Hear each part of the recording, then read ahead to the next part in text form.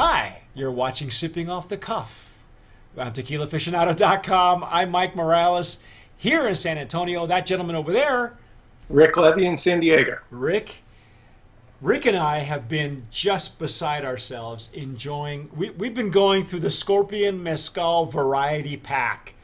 This is like Oaxaca in a box, and we're tasting. We're actually tasting one of Lisa's very favorite versions of mezcal that she's really developed a taste for. Tonight we're going to try what they call Barril Karwinski. And is it true on the back of this it says that is sometimes called Madre Cuixe? Is that right? That's correct. That's correct. Okay. So I'm familiar with it being called Madre Cuixe. It's rare that I've seen it called Barril, but that's what we're calling it here, Barril Karwinski, which is, I guess it's the name of the doctor that you know, the guy who's named after. Well, the plant grows to about 8 feet high. Okay. And then when they carve it down to the piña, it's very large and elongated. You have a picture, right? You have a picture from you just showed it to me a little bit. Yeah. Well, we have to give Lucinda Hudson credit. It's from her book Viva Tequila. Ah. So she does discuss mezcal, and let's see if you can see it there. It's kind of dim, but the gentleman is holding a piña of the Madre Cuixe. Wow. And you can see they're all there lying in front of him. They're almost like logs. So it takes a lot to produce a liter, right? I mean, that's what it says. I think it says how many plants it takes to... 14 kilos to make a liter. Wow. It's extremely hard fibered, almost like wood. So it's very difficult for them to mash, and it has a very unique flavor. So if you could find it, give it a try. Yeah, well, I'm going to use a Riedel tonight for the Madre Cuixe, and like I said, it's something that I have a real affinity for the Cuixe, or the Barril as they're calling it, and the Tobola, and we just have gotten through the Tobola and we loved it. It was probably one of the more delightful ones that I've tasted. But now we're going to go through this Madre Cuixe, and Lisa's watching me pour this in my glass, and she's just, oh, bubbles! I see bubbles! Oh my gosh. And again, this is a 200 milliliter. You really don't need a whole lot, honestly. Look at that. Ooh. Yeah. This is, like I mentioned before, this is probably the smallest limit that we'll accept it at Sipping Off the Cuff. But when it comes to a mezcal, really, you don't need a whole lot. And wow. Ooh. So far. Oh, man. Now, this is a little bit more subtle nose on it, though.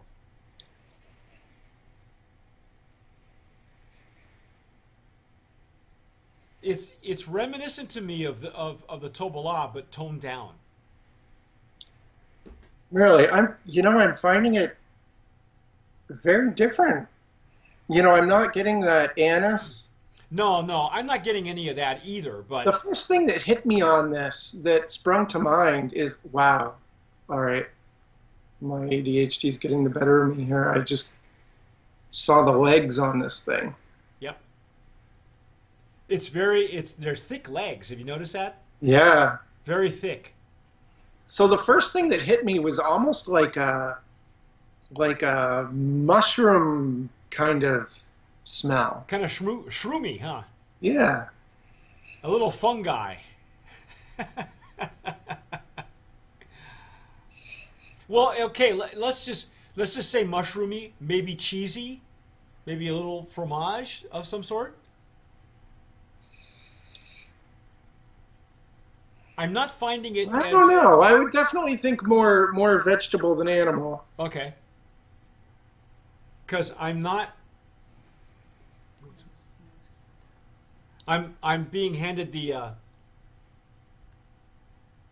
the copita. This is a ceramic copita that we picked up at the Grand Canyon last year at our during our tour, our mezcal and tequila tour, the Dia de los Muertos.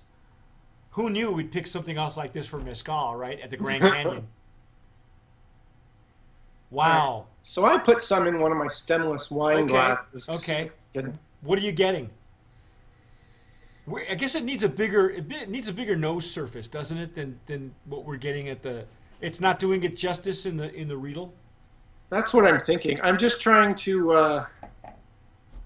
Unfortunately, I don't have as good a vocabulary as someone who might come from a wine background. Well, I mean, but, it has a very. Maybe even a little bit of celery on the nose. Well, I was getting maybe a little bit more brininess, a little bit more. It's almost because if you look at the picture that you showed, it's like a barrel. It's almost like it's very fibrous, so it's very wood-like. So it's almost like a wet bamboo, like bamboo shoots. Yeah. Instead of wet cement, it's more like wet wood. You know what I mean? Not warping wood, but like a wet wood. Like a wet pine or something like that. Because if you have yucca plants at home, you know how fibrous they are, and they kind of, when they dry out, or for those of you in New Mexico, when you see cholla cactus, when it dries out, and it looks like wood.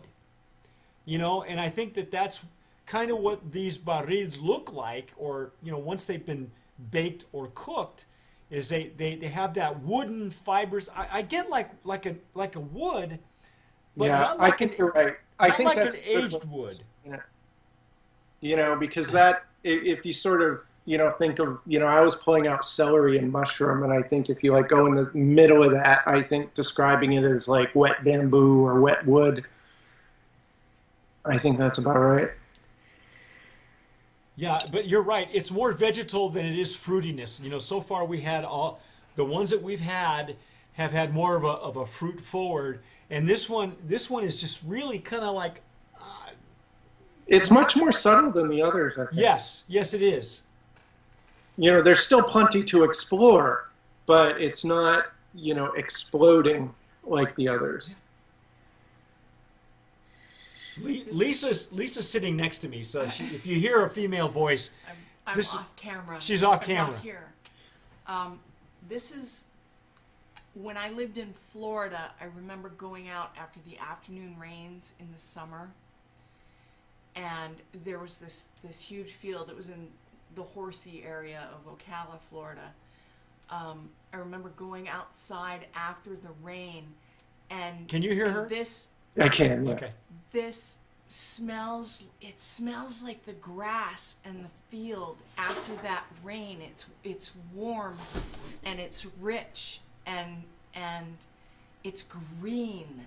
So it smells like a field of green.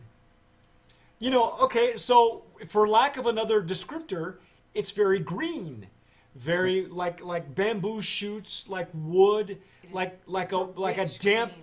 Rich green, like a dampness. We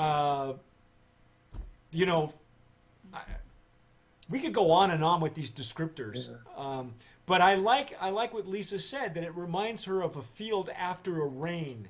Because some tequilas, some mezcals, we call it wet cement. That wet cement smell, where it smells like rain. You can smell the rain before it actually hits the ground.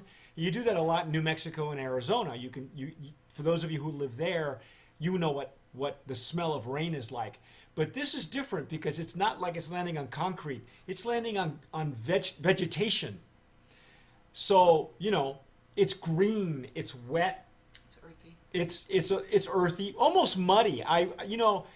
Earthy and muddy, two different things. I wouldn't even say peaty, because that's really different. You've had some really peaty scotches. That's where Rick got the mushroom. Yeah, it's where you got the mushroom. Yeah. That's why it smells shroomy to you. Yeah.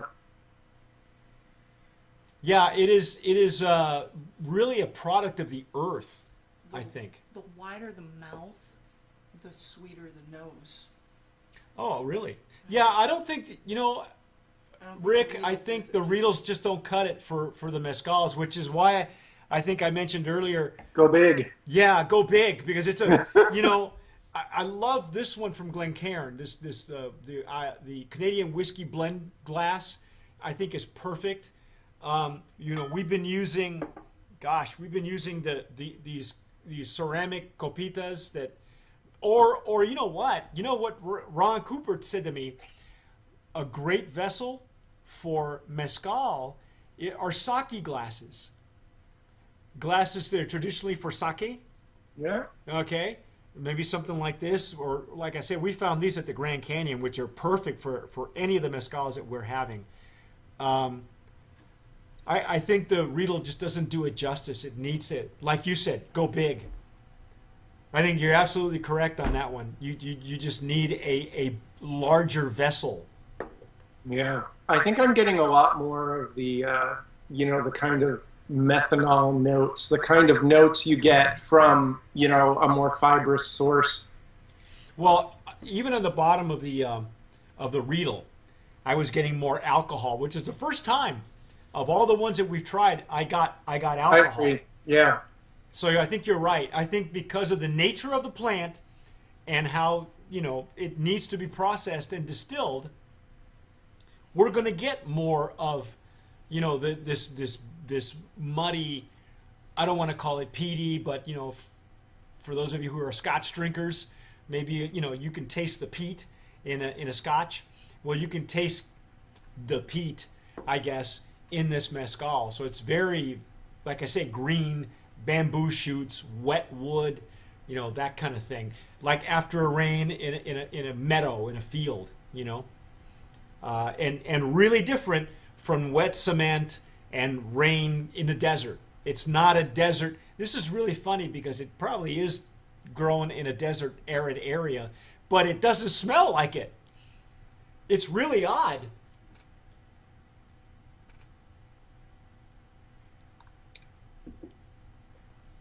Wow. Do you have a favorite of all four? Because I'm going to nominate this one another Brand of Promise nominee. It's like trying to choose your favorite child. Yeah, you can't do it. You can't do it. What did you tell people in the previous episode? Show them the box. Yeah, if you can find this box, it has the 4-pack that we've been discussing tonight. And it is just an excellent sensory adventure of aromas and flavors. Get some friends together and, just explore these and you'll have a great time. They are not as strong as, with some of the kind of smoky flavors as other mezcals. And they're at, the proof that we're used to here in the U.S., 40%, or 80 proof, 40% alcohol. And, they are just really easy to slip into if you're coming from a tequila background. I totally agree with you. I think that it's been delightful to watch your reaction to these gateway mezcals that are so very well done. I think, like I say, Ron Cooper and Del Maguey, that bar was set way up here. And a lot of those were traditional strengths. And Scorpion is almost as old. This is their 20th anniversary. And by the way, all of these are award winners with something like the Espadin Silver has 94 points by the Beverage Tasting Institute. All of these are award winners. They all have medals. They all have hardware. So pick one and just go with it because these are no slouches. But it's been really delightful to watch your reintroduction to mezcal with what I would say these people are probably the first. This is the first company that I would call them with gateway mezcals, because if you're going to do it right this way. And like Rick says, find yourself that 4-pack, beg, borrow, and steal, because it is really, because look at his face. Look at him.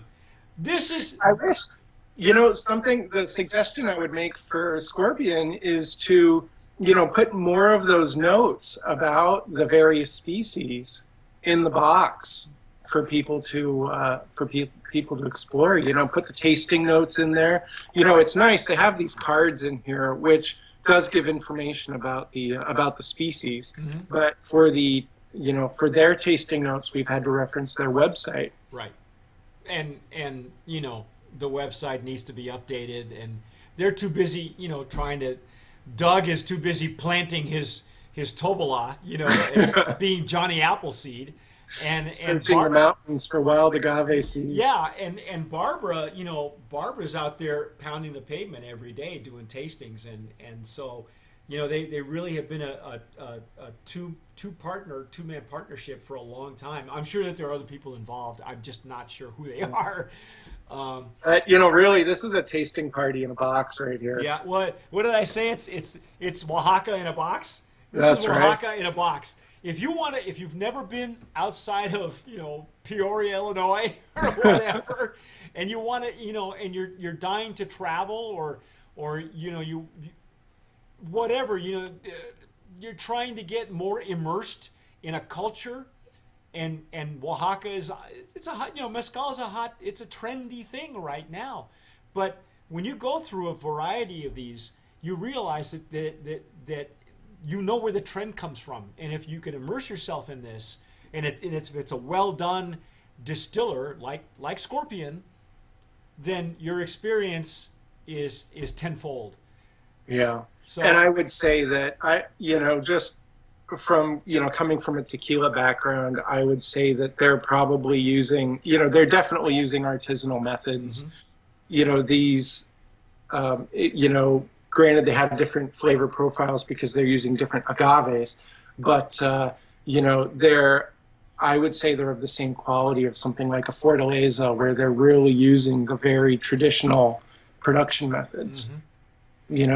They're not cutting any corners with this, from what I can taste and smell. No, not at all. And from what I know of those two, Doug French and Barbara Sweetman, the partners, the founders, they wouldn't dream of cutting any corners.